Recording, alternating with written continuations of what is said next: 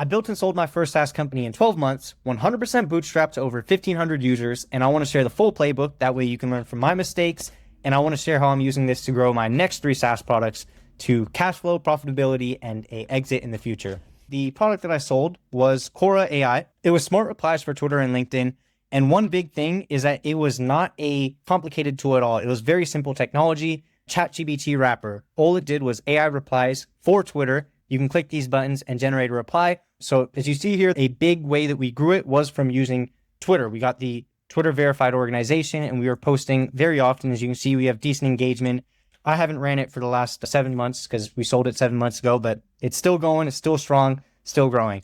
But I just want to share the full playbook and how Qura came from idea, from zero, all the way to exit in under 12 months.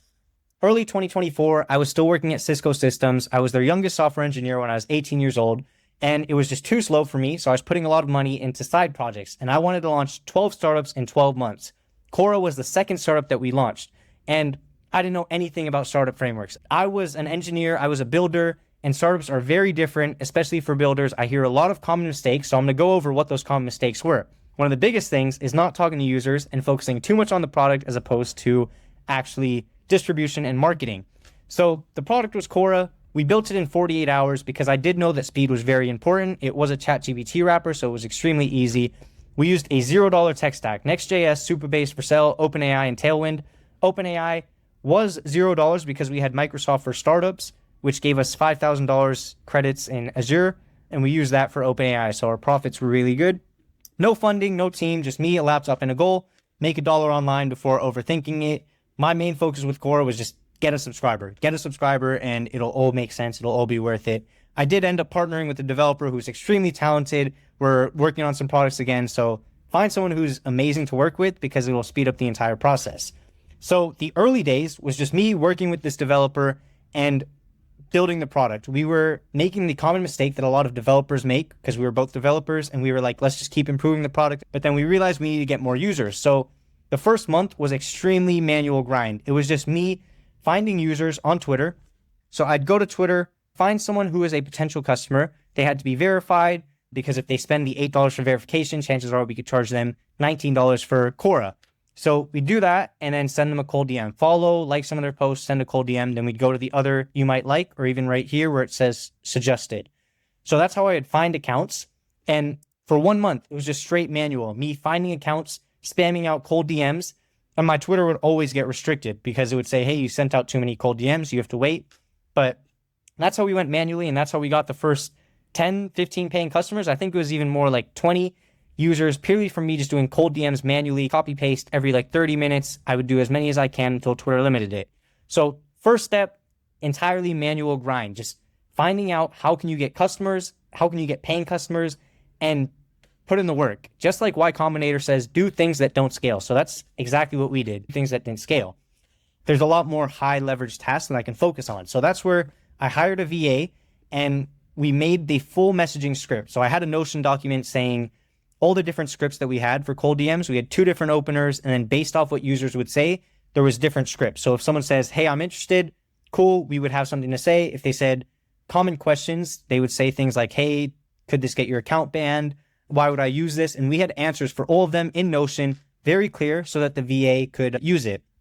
And that's something that I've done with every business since. A very, very big lesson is to test a lot of things, test many, many different things, do it manually first, mess up entirely, like do the wrong thing. You're going to mess up. You're going to have to like learn from that. And then once you get it down working yourself, I was putting in maybe 2 to 3 hours a day manually sending cold DMs, but I knew that it was working. It was perfectly working smooth. Once it was there, validated manually, systemized. So I set up the Notion so that I can easily hand it off to a virtual assistant. Tried tons of things, validated it manually, systemized it with the Notion, and then delegated it. So that was the second step that really helped our growth. Is I did manual cold DMs, step 1. Second step was hiring a VA, and that was just a automated growth channel that was running every single day. The VA was sending out cold DMs, and they were running through that Notion script to help get users from the cold DM to an active user. Then after that, month 4 to 6, organic growth via Twitter. So that's where we started building this Qura.ai Twitter account, which is, let me see where it is. It's right here, Qura.ai. We saw that in addition to cold DMs, we wanted to increase cold DM conversion rate, and a good way to do that was by having a nice Twitter account. We got the Twitter verified gold because that improved conversion rates a lot. People would see a DM from a gold account and they would instantly open it, a lot higher reply rates. And we just started posting every single day. So we would post every day and do a lot of engagement. It was like 30, I believe it was 200 replies every single day using Qura.ai, which helped our engagement, helped our impressions. When we reply to other accounts, people would come to Qura.ai. And this is a big thing that I've learned from Twitter and every social media page, that this right here is another step in the funnel. We would do a lot of replies from the Qura.ai Twitter account. People would see our replies, click on the account, and boom, they're on a step in our funnel. They see this, one-click replies that match your brand, reply faster, grow faster. So it's just another step in your funnel. You do a lot of replies. They either come to this and follow you, or they go to your website, which is perfect. You get more website visitors. So that was month 4 to 6, a lot of organic growth via Twitter, getting people to go to the Twitter profile. And then from there, they would either go to the website, they would be in our ecosystem following us, and we would have tons of content nurturing them to eventually funnel them to the website. And by that time, they trusted us, so they'd test out the tool and convert to paying customers. Month 6 to 8, we started experimenting with LinkedIn. So we added replies to LinkedIn. We started posting on LinkedIn, doing the exact same strategy. But what we quickly found is that it didn't work. The audience was not converting in the same way. LinkedIn was just different. I think it was just not the same audience. People were not receptive to a AI reply tool. There wasn't a lot of ghostwriter agencies that were open to it. And so we had it running for about 2 months. And then we saw it's a waste of time. Twitter's working. Let's double down, go all in on Twitter. This was actually when we got the Twitter Gold, where we started paying $200 a month to get that gold checkmark on Twitter, because we said, hey, Twitter has good results. We might as well double down, go all in on Twitter, make that our main growth channel. And then after that, months 8 to 10 was the big thing. We got the Twitter verified org, tons of stuff shot up, and it just really had amazing growth. And so at this point, it was purely about optimizing every step. So we optimized the funnel a lot. We optimized the cold outreach with the gold check mark and all of that. And then the big thing, month 10 to 12 is the exit. So we got a DM for someone asking if we sell. We hopped on a call and it was really well. So once we hopped on the call with them, the number just didn't make sense. So we listed it on acquire.com. We talked to the founder of acquire.com, Andrew Gazdecki. He helped us list it. And then we got way more offers. Those offers made sense. And about 2 weeks from us listing it, we got the LOI. We were talking to the buyer and things were extremely smooth. So 12 months from idea to acquisition, we got an offer. However, this month 10 to 12 was a very big thing because what I really focused on was automating the full business. I've already built a lot of systems in the business that automated it, like hiring the VA for growth, who was running Twitter and doing the cold DMs. That was bringing us a lot of traffic to the website. So they were using Saylo.io so that they can reply to users' support queries. So the full process was pretty automated where users were coming in, top of the funnel traffic was going. We had a pretty optimized funnel. So people were going from free all the way to paid. And then at the end of the day, once they were paid, we had good retention because we had good communication with the customers through Saylo.io. Month 10 to 12, I was really big on automating the full process so that I wasn't putting any time into it. And the buyer who was acquiring it was buying a cash flowing asset that was entirely automated. They wouldn't have to put any time into it. They could literally ignore it for 6 months and they were confident that it was going to grow and be a lot bigger in 6 months than when they acquired it. So that was a big focus. Some of the biggest things that I've learned from that, because this was one of the earliest companies I started, and I went from knowing nothing about startups to knowing enough to sell one and enough to launch 3 new products now, and it's saving me a lot of time. So these lessons are very, very important. So the first thing is build the product fast, validate through conversations, nothing else. We should have first reached out to tons of users and got paying customers. There is no doubt you can do this because I've done this for this product right now that I launched about 6 months ago, DMpro.ai. It automates Twitter cold DMs. Before we even built out the tool, I reached out to people on Twitter. I reached out to my network and I said, hey, is this a tool you would be interested in? If so, would you like to buy a lifetime deal? You get early access to it, extremely discounted, and we made sales before the product was even built. So build extremely fast, but make sure you talk to users first. Manual first, automation later. Just like Y Combinator says, do things that do not scale. So test tons of different things and do it yourself. Don't make the mistake of delegating way too early, because if you delegate something without doing it yourself, you're not going to know how to delegate it right. They're going to do it poorly and they might not drive results and you might blame it on them. There's just too many issues. You have to do it yourself manually. go through the grind. It's going to be hard, but once you know that it's working and once it's working fine, systemize it so it's very clear and it becomes manual work where it's just like reading something and doing it, where very easy to hand off and delegate. Manual, systemize, then delegate.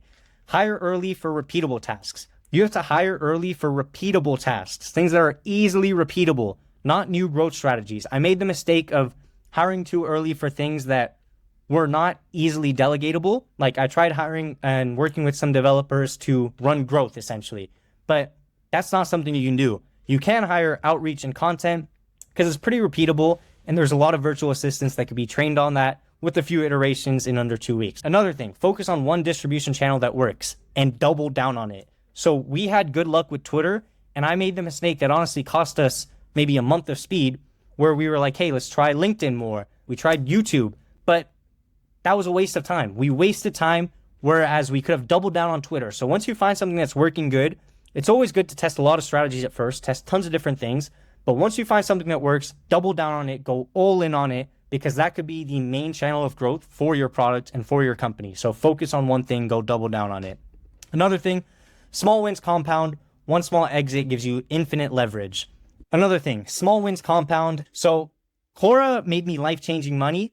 I still have to work, right? It's only been 6 months since the exit, but I still have to work. But that exit gave me enough runway for a while, and it opened my mind, showing me that I can literally take something from nothing, literally did not exist, just an idea in my brain, and in 12 months, you can build it up to a growing company and sell it. That opened my mind. That changed my life forever. I'm doing it 3 more times with 3 products, and it's moving way faster because of all the lessons that I've learned from Qura. The sort of framework that I used was build extremely fast. So here's the tech stack that I used for it: Next.js, Supabase, OpenAI, Vercel. Validate early. So Twitter cold DMs are amazing to get your first customers. And if you want to get customers extremely easily, use DMpro.ai because it automates Twitter cold DMs. You can reach out to customers easily, and it's a good way to get your first paying customers.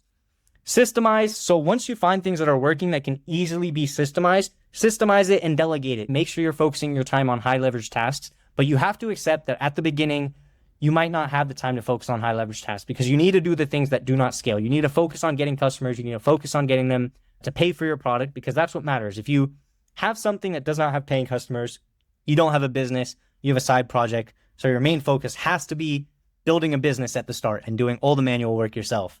A big thing for the exit is make it so incentivizing for the buyer. I made it extremely incentivizing for the buyer by automating everything. The last 2 months before exit, I was focused on automating the full process. That way I can show the buyer, and I was able to really communicate that, hey, look, in the last 2 months, this product has grown. The buyer was able to understand like, wow, I could literally buy this asset, not do anything, and it's just a cash flowing asset, bringing me money, growing consistently without me putting any time into it. That's an extremely, extremely valuable asset to have. So make sure you package the product that you are trying to sell in a very nice way. Just like Hormozy says, $100 million offers, you have to make it so good that they feel stupid saying no. And that's exactly what we did with the automation, making it clear, giving them a very valuable asset. So some final thoughts. Qura wasn't meant to be huge. My thing is just place a lot of small bets, see what works. It was truly just a test because I was going to launch 12 startups in 12 months. This was one of them. My goal was, hey, could we hit $1,000 MRR or something like that? But it ended up growing a lot bigger, changed everything. And these are the things that I've learned I'm using for the 3 new SaaS products that I'm growing.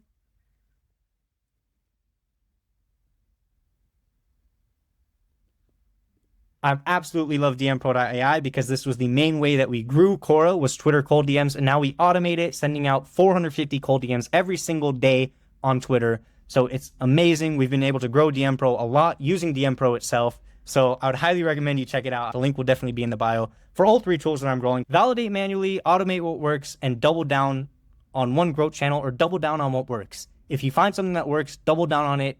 You have to keep trying different things, but you have to realize that in addition to trying different things, once you find stuff that works, double down on it instead of trying new things. Congrats, escrow is complete.